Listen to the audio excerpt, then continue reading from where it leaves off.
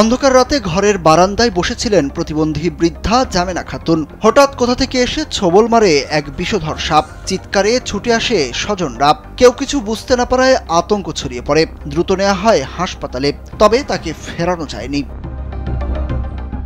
পরিবার জানায় বারান্দার পাশের ঘরেই ছিল খড়ের গাদা, তার পাশেই বসেছিলেন বৃদ্ধা।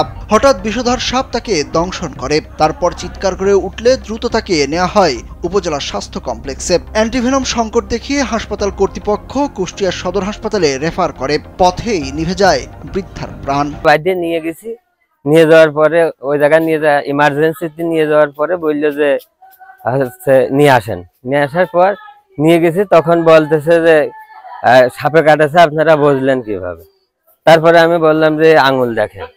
আঙুল দেখিয়ে নিজেরাই চাপ দিলাম। চাপ দিলে ওই দুটো দেখা গেল।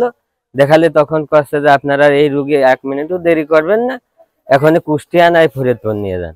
ঘটনাটি ঝিনাইদহের শৈলকুপার নাথপাড়া গ্রামের। ক্ষুব্ধ স্বজন ও স্থানীয়রা বলছেন, হাসপাতাল কর্তৃপক্ষ অ্যান্টিভেনম সংকটের কথা বলেন, এমনকি রোগীর শরীর ছুঁয়েও দেখেননি চিকিৎসকরা।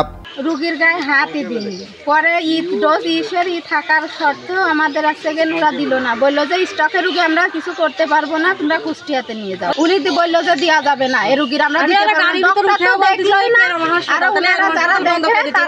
হাতই দিল না। আমরা নিজেরাই বের করলাম, উনারা হাত দিয়ে রক্ত বের করে দেখলো না। এদিকে রোগীকে চিকিৎসা না দিয়ে কেন রেফার করা হয় সেই কারণ জানালেন এই স্বাস্থ্য কর্মকর্তা।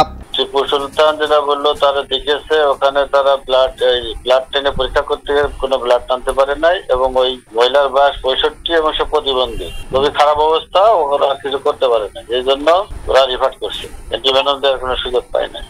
ডাক্তারের কর্তব্য এক, তাহলে এখানে ডাক্তারের গায়ে রোগীর গায়ে হাত দেয় না, এই ধরনের কথা কেন একটু বললাম। দ্রুত হাসপাতালে অ্যান্টিভেনম সরবরাহ না হলে আরও নিরীহ প্রাণ ঝরে পড়বে একের পর এক।